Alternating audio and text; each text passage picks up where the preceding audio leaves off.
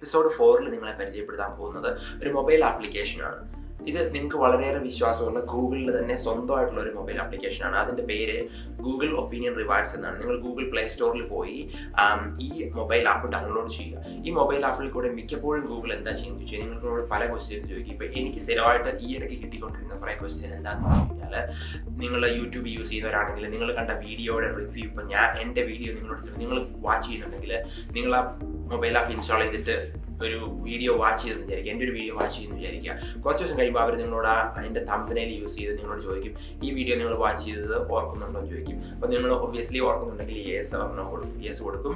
അതിനുശേഷം യെസ് എന്ന് പറഞ്ഞു കഴിഞ്ഞാൽ ആ നെക്സ്റ്റ് ക്വസ്റ്റ്യൻ പലപ്പോഴും ചോദിക്കുന്നത് ആ വീഡിയോ എത്രത്തോളം ഫണ്ണായിരുന്നു, ആ വീഡിയോ എത്രത്തോളം നിങ്ങൾക്ക് യൂസ്ഫുൾ ആയിരുന്നു, ആ വീഡിയോ കൊണ്ട് നിങ്ങൾക്ക് എന്തെങ്കിലും ഉപകാരം ഉണ്ടായോ. അപ്പോൾ അവർ ആ വീഡിയോ റേറ്റ് ചെയ്യുകയാണ് അങ്ങനത്തെ സർവേ വഴി ഉദ്ദേശിക്കുന്നത്. അതുപോലെ മറ്റൊരു ടൈപ്പ് ഓഫ് ഇതിൻ്റെ അകത്ത് വരുന്ന ടാസ്ക് എന്ന് പറയുന്നത് എന്താണെന്ന് ചോദിച്ചു കഴിഞ്ഞാൽ, അവർ ചോദിക്കും നിങ്ങൾ കഴിഞ്ഞ 2 വീക്കിനുള്ളിൽ പല സ്റ്റോറുകളുടെ പേര് തന്നിട്ട് ഇതിലേതെങ്കിലും നിങ്ങൾ ഷോപ്പ് ചെയ്തിട്ടുണ്ടോ എന്ന് ചോദിക്കും. അപ്പം നമ്മൾ അതിലേതെങ്കിലും നമ്മൾ ശരിക്കും പോയിട്ടുണ്ടെങ്കിൽ നമ്മൾ കൊടുത്തു കഴിഞ്ഞാൽ അവിടുത്തെ നെക്സ്റ്റ് സ്റ്റേജിലേക്ക് പോകും.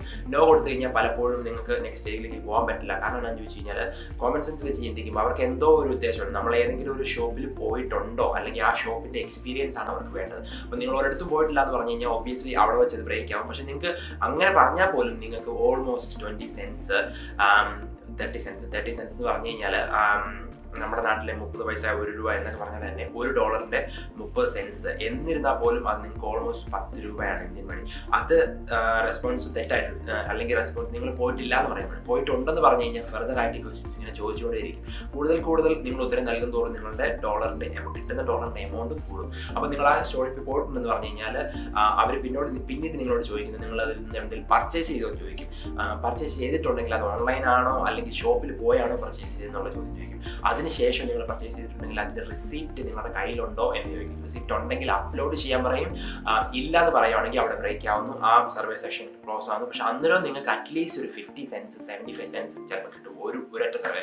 അതിലപ്പോൾ നിങ്ങൾക്ക് എടുക്കുന്നത് മാക്സിമം പോയാൽ 50 സെക്കൻഡ് അല്ലെങ്കിൽ 1 മിനിറ്റ് മാക്സിമം ഒരു സർവേക്ക് എഴുതുന്നത്. മിക്കപ്പോഴും ഇതിനൊക്കെ ഒരു 50 സെൻസ് to 75 സെൻസ് ആണ് ഒരു സർവേക്ക് കിട്ടുക. അത് 1 മിനിറ്റ് കൊണ്ട് $1 അടുത്ത് നിങ്ങൾക്ക് കിട്ടുന്നുണ്ടെങ്കിൽ നല്ലൊരു എമൗണ്ട് അല്ലേ. പക്ഷേ ഇത് എപ്പോഴും സർവേ വന്നുകൊണ്ടിരിക്കില്ല. പക്ഷേ മിക്കപ്പോഴും എനിക്ക് കിട്ടാറുണ്ട്. ഇപ്പം ഞാൻ എൻ്റെ മൊബൈലിൽ നിങ്ങളെ കാണിക്കാൻ വേണ്ടി ഞാൻ ഇത് ഇൻസ്റ്റാൾ ചെയ്തിട്ട് 5 ഡേയ്സ് ആയതുള്ളൂ.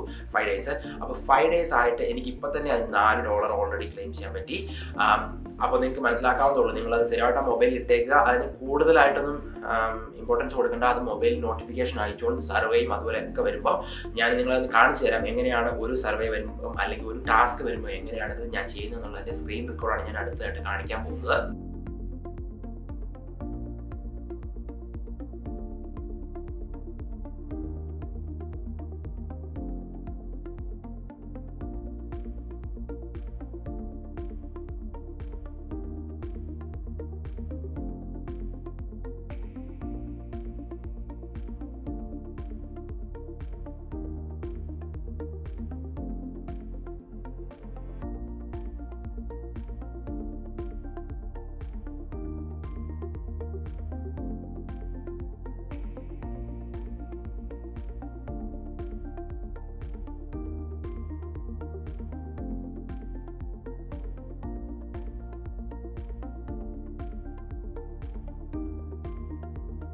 അപ്പോൾ നിങ്ങൾ മനസ്സിലാക്കിയ പോലെ ഈ ആപ്പിൻ്റെ ഉപകാരം എന്താണെന്ന് നിങ്ങൾക്ക് മനസ്സിലായി. ഇതിൻ്റെ ടാസ്കുകൾ പലതരത്തിലുള്ളത് വരും. നിങ്ങൾ ഇൻസ്റ്റാൾ ചെയ്തിട്ടേക്കുക. നിങ്ങൾ ഗൂഗിളിൽ എന്തായാലും നിങ്ങൾ വിശ്വസിക്കുന്നുണ്ട്. അപ്പോൾ ഗൂഗിളിൻ്റെ തന്നെ ആപ്ലിക്കേഷനാണ്. അതിൻ്റെ വിശ്വാസത്തിൻ്റെ ഒരു കുറവ് വരുന്നുണ്ട് ആവശ്യമില്ല. ഗൂഗിളിൻ്റെ സ്വന്തം ആപ്ലിക്കേഷനാണ്.